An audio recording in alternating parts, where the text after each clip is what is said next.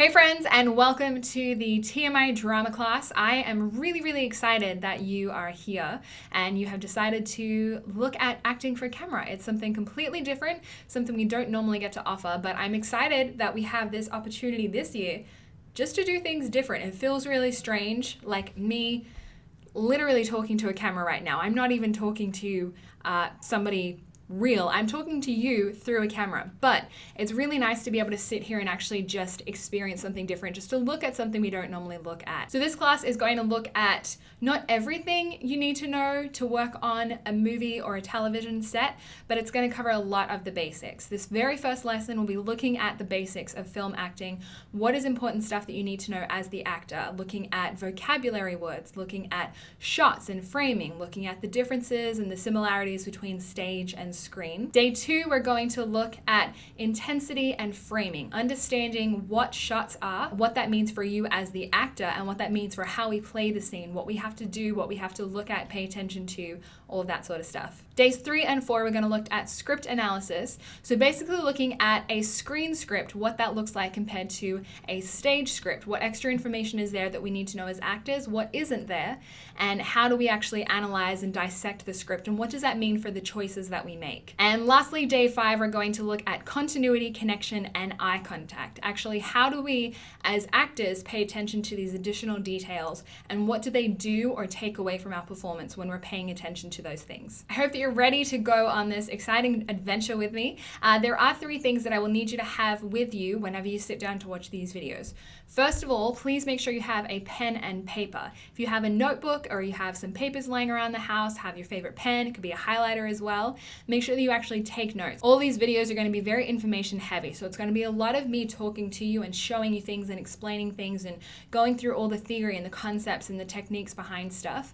And then you'll have a chance later on to actually do activities and put all of that knowledge into practice. So once we get to the point where you put knowledge into practice, you're going to need the second thing, which is a camera or a phone that has the camera ability. Any sort of smartphone will work for you. If you have a DSLR, if you have an HD recorder, whatever it is, please make sure you have that available. You'll need to do a couple of self-tapes in different situations. Finally, the last thing that you will need to have is access to the internet so that you're able to access any of the homework sheets, any of the cheat sheets that I put together that are available for you. Also to make sure that you have a way to drop me all of your files. You can either send them via email, but I will have a link available where you can just upload all of the videos for your homework and we'll be able to have a look at them together and give you some feedback. All right, let's get straight into day 1.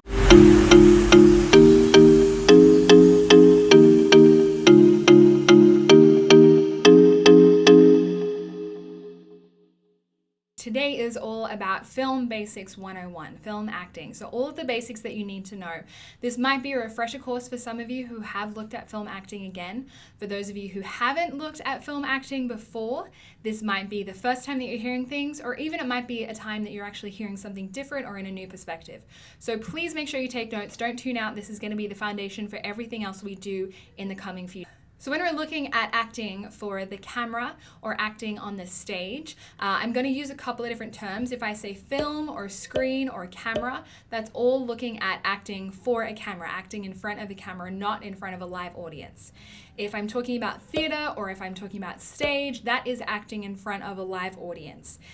So I'm going to make some generalizations and kind of box these 2 different approaches to acting. A lot of what you do in acting already is actually going to cross over. You're still going to want to play for truthful moments. You're still going to want to be 100% committed. You still want to do the same preparation work beforehand to actually make sure you understand the story, that you understand your character and you know how you're going to play things. But you also want to make sure that you're still available to switch off that brain and just be in the moment when you need to, once you get on set or once you get on stage.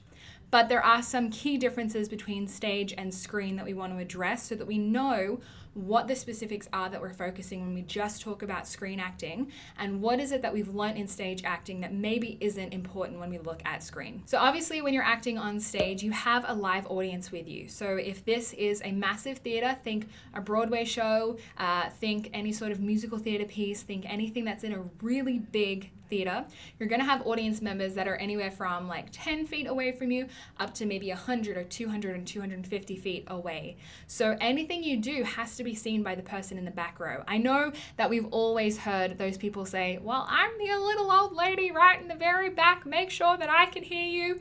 Like, I don't think anybody has had an acting teacher that hasn't done that at some point in your career, usually when you're a bit younger, but that's a very common thing that we hear. We want to make sure we're playing so that the old lady at the back that can't see or can't hear well can see and hear what we're doing. So this means that a lot of what we do as actors is we externalize things when we're on stage. We still feel them 100% on the inside, but all of our actions, all of our emotions have to be externalized, they have to be physicalized, and they have to be big enough that the person right in the back row can reach. When we're looking at film acting, we don't have an audience. We don't have people sitting all the way in the very back row that we have to reach. All we have to do is have a truthful moment between us and the other actor. We still need the same amount of energy, we still need the same amount of intensity, but it's just about us and the other actor, and the camera is what either draws the audience in or separates them from the action. It's not the size of the stage, it's not how close the chairs are, and it's not controlled by how big or small your emotions are. It's totally controlled by the camera and how close it chooses to get to bring the audience in and to bring the focus into you, or to draw the audience out to get a wider picture of the scene and what is going on. When we're looking at acting for the stage, especially if you're in a show that has multiple performances and you're doing the same show night after night after night, you'll have a whole lot of rehearsal time, but once you get to that moment, you only have one shot at making it the moment that you imagine. You only have one shot to really actively listen to your other actor, and this definitely differs from film. So with film, one of the differences to stage is that you don't repeat a performance night after night after night. Usually you do it in one day and then it's done. You may have to come back and reshoot something, but oftentimes what you've done in that first day is all you need to do. However, you do take after take after take after take, sometimes up to 20 or 30 times just to get one line or just to get one reaction. So there's an energy that's needed. In theater, you need the energy to repeat the performance night after night. In film, you need that same energy, that same endurance to repeat the performance take after take after take. But usually once you're finished with that take, once the director calls wrap, you are done with that scene. You don't have to go back and redo that. Also in stage, it's important to recognize that the audience actually get to pick where they look.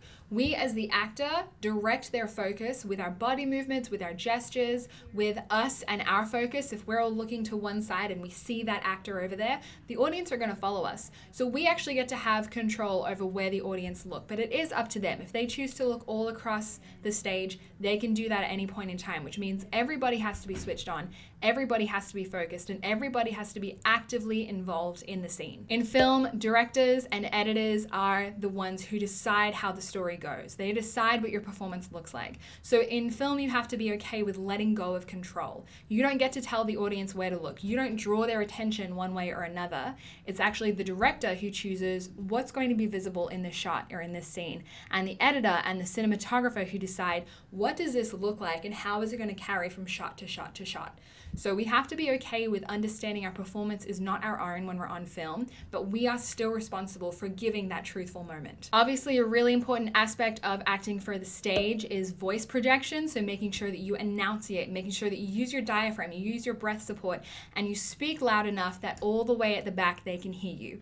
Now, there are instances where people have microphones on stage, but for the most part, we still lay back. We still settle back into projection and enunciation, making sure that every consonant and every vowel is heard clearly. Oftentimes, you'll hear people say that film is a lot more truthful than the stage. I personally disagree with this. I think that film and theater both need to have the same amount of truth. You need to be truthful to the character, truthful to the story, and you need to create truthful moments that the audience, whether they're watching in real time or watching on a television screen or in a movie theater, you need to create truthful moments that they can still connect with. But this does mean that acting often is smaller when it's on camera. You don't have to totally physicalize everything.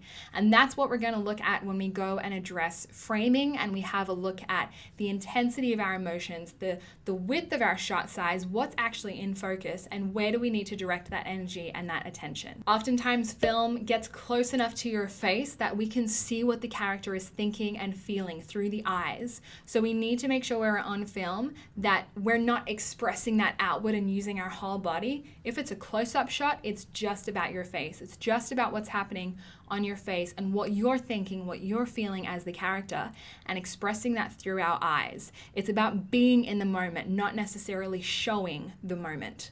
Another thing to remember when you're looking at film is that oftentimes things are actually shot out of order. You're not going to go chronologically like you would in the play and start with the first scene and go all the way through to the end. You're usually going to shoot them all out of order. It's going to be what's most cost efficient, what's most effective, how are we going to get the best out of the people that we need in the shortest amount of time possible. That's why you as the actor have to be totally in charge of the story and have to understand the arc of your character, the journey that they've gone on, and understand where each shot, where each scene lies in that overarching story. So when you jump around from shot to shot, you can come back and say, okay, this is exactly where I am today. This is what I know. These are my immediate previous circumstances. And this is what I don't yet know. So that has nothing to do with me playing this scene. So when we're looking at stage and screen, one of the best ways that I've ever heard it described to me is that it's actually not a change in your performance. It's not a change in energy. It's not a change in preparation. It's not a change in the medium. It's a change in venue. It's like if you took a performance from an outside amphitheater and all of a sudden put your performance into a tiny, intimate black box theater where your audience is maybe 20 people. That's basically what you do with film, is that you take your performance from this bigger amphitheater setting where you have an audience to this tiny little moment where it's just you, maybe one other actor and the camera, or if it's a close-up shot, it's just you and the camera, and it becomes so much more intimate, and that's where we want to make sure we focus our energy and our intentions. So there are certain words in film, in sets, in movies that we need to be aware of, that we need to know as actors. They might have something to do with us, they may not have something to do with us, but it's important that we understand what these words mean. So we're going to go through a list of them. You can write down what these words are. If you just want to look at them on the screen, that is not a problem. They will pop up right here. So the word principal photography means it is the main shooting period. It's the time frame in which the director wants to get as many of the shots done with the lead and supporting cast as quickly as he can. Action. This is a word that we hear all of the time, and this means that the action starts, that the actors start performing, the scene starts, and this is where we're going to pick up. There are a few words that you usually hear before the director calls action, so let's look at them in order. First, you're going to hear quiet on set. And what this means is the director is calling for all external noise, all additional noise, all ambient noise to stop so that we can start rolling with absolute silence. Second, you will hear rolling, which means that the cameras have started recording and that we have footage of just before we start actually acting. Before you hear the word action, it's very common to hear background or background action, and this refers to all of the extras and anything that needs to be happening in the background. That starts before the lead actors start their dialogue. So calling background action means that you have a very natural start to the scene. All the background extras are hitting their marks, they're going where they need to go, they're doing their movements, and then the lead actors, who are the focus of the scene, who are the subject, are able to go ahead and start quite naturally as well. If you hear someone call standby, then that means just hold your position. There's something that's being sorted out technically. It means for the actor that you need to be in whatever state you're in just before you start, so that once they call action, you're ready to go again. So it doesn't mean, okay, I'm just going to chill and I'm just going to pick up my phone and start scrolling through Instagram. It means that you are ready to go, that you pause wherever you're at, you do a quick assessment of, okay, this is where we are in the scene, I'm going to listen and wait for them to tell me where we're going to pick it back up, and I'm ready to jump back in. Cut is what you will hear the director call. So if something happens and they want to end it, either we get to the end of the dialogue, there's a mix-up on the technical end and they need to stop and restart, the director will call cut. An important thing to note in this moment is that it's not up to the actor to call cut. Just like you would on a stage, if something happens, if you flub a line, if you mess up somehow, you need to keep on going, because often what happens is the director and the editor have an idea of what's happening and they want to keep this shot running. As the actor, you never stop that shot, you continue on. Continuity is a really important word for actors, and it means that there's a flow in the scenes and the shots which are not interrupted by any incorrect details. So one of the important things that you'll do this week is be sending me videos of yourself with the different activities that we have happening. So we want to make sure that we go over some basics of self-taping so that you can make sure that you look as professional and as good as you can on camera, that you feel comfortable, that you know what to do, and you're going to make sure that you stand out in that way. And a lot of people will be asking for self-tapes, whether it's something that you found on backstage.com, whether it's a short film, whether it's a student film, even big professional film companies ask for self-tapes of actors all the time. Casting directors ask for self-tapes. Agents ask for self-tapes. So it's a really important skill to have to know what makes a good tape. What makes a good self-tape? What are things that you must do? What are things that are good if you can, but it's okay if you can't? And what are the absolute no-nos of self-taping? So first thing first, when you're looking at self-taping, you want to make sure that you have good lighting. This is one of the most crucial things that a lot of people don't realize, that good lighting makes such a difference. So right now, I actually have 2 lights set on me. I have one ring light over there from Amazon. It was $100. Best investment. If you want that, I can send you the information to that one. We also have another LED light over here to my right. And when we're looking at lighting, if you have a natural warm light or a natural white light, that is going to be the best. You can either get that from having professional lights like these LED lights right here, or we can have some little cheat ways of how to do that same thing and get the same effect. So some cheat ways that we can achieve the good lighting that you may get from studio lights, you may get from LED lights. If you don't have the money, you don't have the resources, these are some things that you can do to actually help with that. First of all, use natural light. You have windows in your home, you have windows in your car.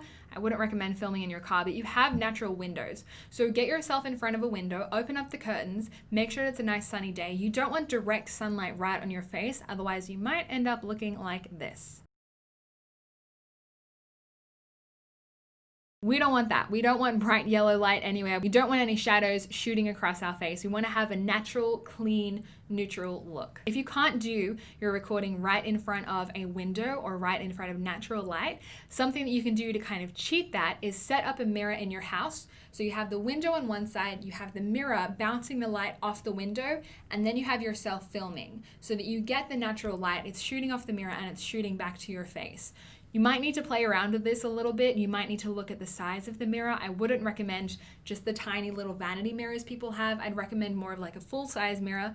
If you need to purchase one, they're $10 from Walmart, but it's really not necessary to purchase a mirror. If you have something in your house that you can use, just bounce that light off the window and onto your face. Another way that you can get nice natural light for yourself, and this is like the super thrifty, super DIY, super semi-janky, but it's actually going to work for you type of way, is that you Google an image of white. You just get a large white image on your computer that you can open up full screen, and then as you start recording, that light will bounce back off onto your face and you'll have a nice white natural light that's helping you. Again, if white light is washing you out too much, you can go and switch to cream or a slight beige, but you just want something bright enough to show your face. You don't want any shadows. You don't want to have shadows hanging down from your eyes. You don't want any shadows shooting up from your face. You don't want shadows from sunlight going through windows or blinds. You want to be as shadowless and as clean and neutral and professional looking as you possibly can. The second step to self-taping is pay attention to your background. Your background is probably what is going to make or break your video. And I know that sounds like it's a huge deal, but your background is really, really important. Right now, all that's behind me is a big black sheet. If you were to go to Walmart and buy a big black sheet and just pin it up in a wall somewhere, you can go ahead and do that. Also, what you can do is get a white sheet or a cream sheet. You want to make sure that you get a really nice neutral wall. You want to make sure that there are no pictures hanging on the wall, that there are no furnishings hanging on the wall, that you don't have furniture in your background. You don't have like your cat's head popping up in the back corner, or you don't have a child running in and out of the shot, or your parents making dinner, or all of the kitchen cabinets behind you. As best you can, you need to find something blank and simple. So if you need to cover something up, a sheet like what I have behind me is perfect. If not, just rearrange things in your house. What this might mean is that you're hanging off the wall a little bit, and that is okay. So when you're looking at self-taping, another thing that's really important is your clothing choice. You want to make sure that what you're wearing is nice and neutral, that it is appropriate to you and the character, that you feel comfortable in it, but that it is something that's going to work on camera. There have been times where I've been watching a show show and I see the character and I don't know who has dressed them. But when I see what they're wearing, it does not work on camera. And usually what is happening is that there are actually really fine stripes that are almost blurring and shifting out. It does something with the pixels. I'm not techie. I can't tell you what the specs are or the tech anything. But what I can tell you is when I watch it, it looks like it's all moving, it's blurred, and it's not translating well from the screen to me as the audience member. So you want to make sure that you don't have any patterns, you don't have any bright flashy things across your chest, you don't want to have any name brands, you want to be as neutral and as plain as possible. Pay attention to the cut of your shirt to see what flatters you. You might be really good in a turtleneck, you might be somebody that just needs a crew neck, you might be somebody that was really flattered by a V-neck or a round neck. You don't want it to be too low, you don't want it to be too high, so you're just like this floating head in the background. But you do want to make sure that you are dressed appropriately and that you have the right colors on. Something else to pay attention to is that your makeup needs to just be nice and neutral. We don't need anything crazy. We don't need anything fancy. Also, for these videos, if you just want to send me your regular self with no makeup on, go ahead. You don't have to look all dolled up and glamorous. These are not going anywhere. But with makeup, when you're looking at a self-tape, you don't want to be overdone. You want to just be nice and neutral. Accent the features that you have. Don't try and paint something on that you don't have. This is not you going to a birthday party. It is not you doing a photo shoot. It is not you going to the red carpet. It's you presenting yourself as the character, as natural and neutral as possible. You also want to make sure that you check your hair, that you don't have anything sticking up out the side. Oftentimes before you start a shot, if you have long hair like myself, just pull it down so it's not kind of spread out all over your shoulders. You can check that in the viewfinder. If you have a second monitor, you can go ahead and just check it like I do here and make sure that everything is just nice and neutral, that it's not shooting out anywhere crazy. Finally, make sure you're paying attention to jewelry. We don't need a whole lot of jewelry. These hoops that I'm wearing probably aren't appropriate if I'm doing a self-tape unless it's a specific character choice. But if I'm just taping to show somebody my acting skills, small studs are fine, maybe small little sleepers, the small gold hoops would be fine as well, but you don't need any big flashy jewelry. You want to make sure that people are paying attention to you and your acting, not your clothes, not your makeup, not your background, not your bad lighting.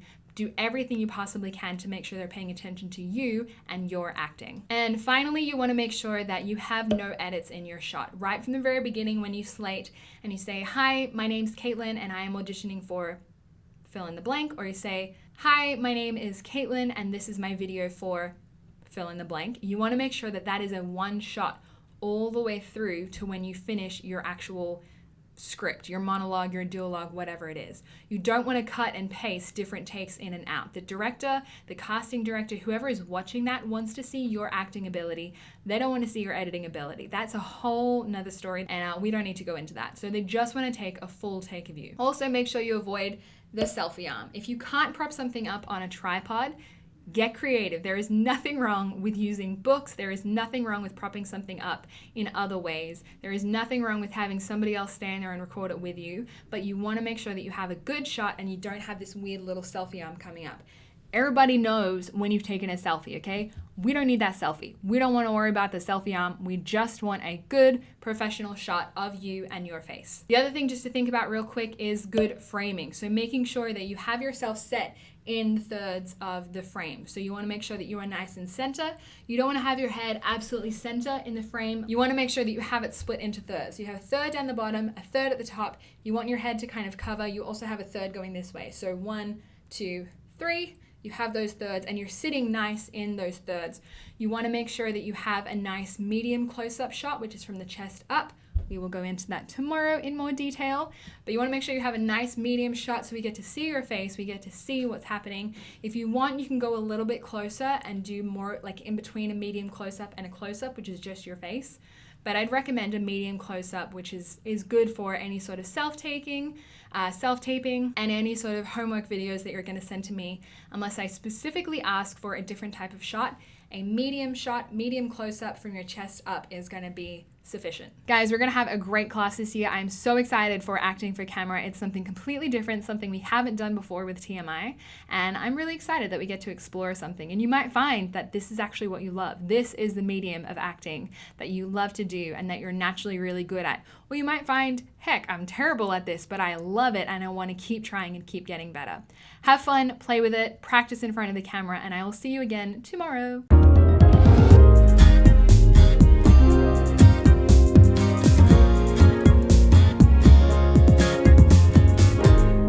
now is the part where you actually get to participate. At the end of this video, you will be able to see the instructions for what you're gonna do. I'm gonna go ahead and explain them now. And this is where I want you to send me some of your work. So number one, we can start practicing our skills with acting for camera. Number two, it gives me a good idea of where you're at with your skill set, and any feedback I give, I can specifically speak to you. I don't have to speak generally about everybody. And it gives you a chance to practice and just put these skills into practice, to get them in your body, to practice them and make things effortless and seamless as possible. So what I would like you to do today is I want you to pick one of the monologues that has been provided, and you are going to film it for me two ways.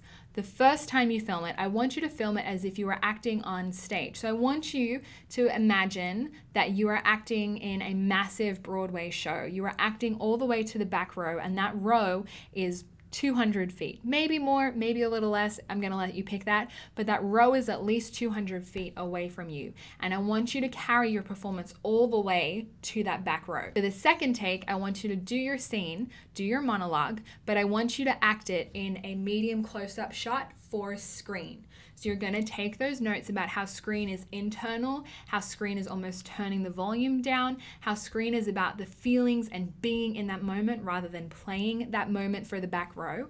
And you're gonna take some notes at the end. I want you to watch your two performances back and write, what do you see between stage and screen? What are the things that you're noticing that you prepared differently as the actor? What translated differently on camera? What are the things that worked really, really well for you? But also, what are the things that maybe were a little bit too big or a little bit too small for either screen or stage, depending on which recording it is.